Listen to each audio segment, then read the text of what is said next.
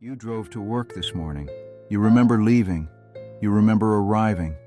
But the drive, 10, maybe 20 minutes of your life, is just gone. Your hands steered. Your foot hit the brake. You did everything right. You just weren't there for any of it. Most people shrug at this. Autopilot, they say. The mind wandering. Nothing to worry about. A man named Gurdjieff spent his entire life saying it's everything to worry about. Gurdjieff was a Greek-Armenian mystic and teacher, born around 1866, died 1949, who spent decades moving through the monasteries and desert schools of Central Asia and the Middle East, searching for an answer to a question most people never think to ask. Not why we suffer. Philosophers have always asked that, but why we seem to be absent from our own lives. Why we react instead of choose. Why we keep making the same mistakes across years, across decades, unable to stop, as if watching ourselves from a distance, unable to intervene. His answer was simple and devastating in equal measure. We are asleep. He didn't mean it as poetry. He meant something precise, observable, something you can check for yourself, right now, if you're willing to look. Gurdjieff taught that the ordinary human being does not possess consciousness the way we assume we do. We believe we're awake, continuously present, authoring our choices, in possession of ourselves. But this belief is itself part of the sleep.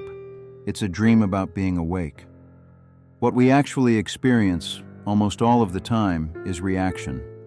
Something happens and we respond, not from genuine awareness, not from choice, but from patterns laid down so long ago we've forgotten their patterns, habit dressed up as personality, conditioning wearing the face of conviction. The car drives itself.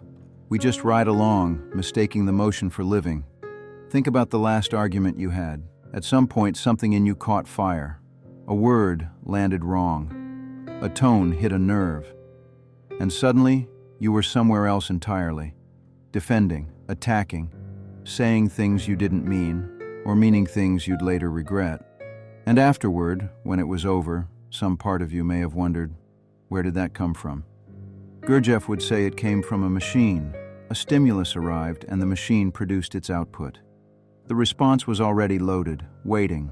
There was no you making a choice in that moment, only a pattern playing itself out, the way it always has. This is what he meant by sleep. He wasn't being cynical. He wasn't saying human beings are broken or beyond reach. He was saying something more unsettling than that, and ultimately more hopeful. He was saying that what we take to be our waking life, our opinions, our moods, our sense of who we are, is largely a mechanical process. Something happening to us rather than something we are doing. A film running in an empty theater. We sleep through our mornings.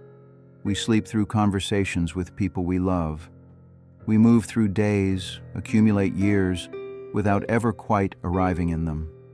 And the worst of it, the part Gurdjieff kept returning to, is that we don't know this. The machine doesn't know it's a machine. The sleeper doesn't know they're asleep. There's a story about a student who came to Gurdjieff and asked what the first step toward waking up actually was. Gurdjieff answered, "The first thing is to know that you are asleep, not to start a practice, not to follow a teaching, just to know, not as an idea but as something felt, that you are asleep. Because until that's real to you, nothing else can begin. You can't want to wake up if you believe you're already awake. You can't start a journey while you're convinced you've already arrived." He called the act of looking at oneself, honestly, without flinching, self-observation. And he was careful to distinguish it from self-analysis, which is just more thinking, more story, more dream. Self-observation is quieter than that. It's the act of watching without immediately interpreting what you see. The tension in your shoulders right now, whether you're actually here, in this moment, or somewhere else. What your face is doing when no one's looking. Most people who try this discover something fast. They can't do it for more than a few seconds before thought takes over, before the watcher disappears into whatever it was watching. That gap, Gurdjieff said, That's the measure of sleep. There's a comfort in believing that consciousness is just what happens when you open your eyes in the morning. That wakefulness is the default, and sleep is the exception. Gurdjieff unsettled that. He argued that genuine awareness, the kind that's free, self-directed, actually present, isn't our natural state. It's something that has to be cultivated, something that requires a particular kind of effort, one that most of us have never been asked to make. He called his teaching the fourth way.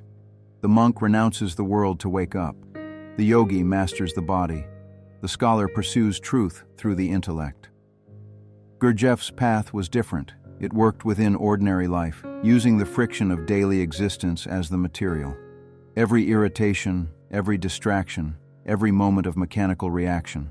Potential fuel if you know how to use it. But that comes later. What matters now is simpler. There's a question worth carrying out of this video and into whatever comes next.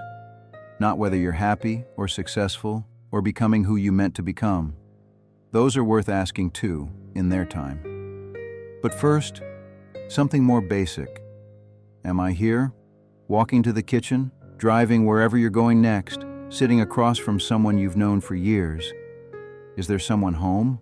A witness to this moment? Or is the moment simply happening, unobserved, to no one in particular? Gurdjieff wouldn't have expected a sudden awakening from a single question. He had no interest in easy conversions. He would only have asked that the question stay with you, that it become a kind of companion, one that taps you on the shoulder at unexpected moments and asks again.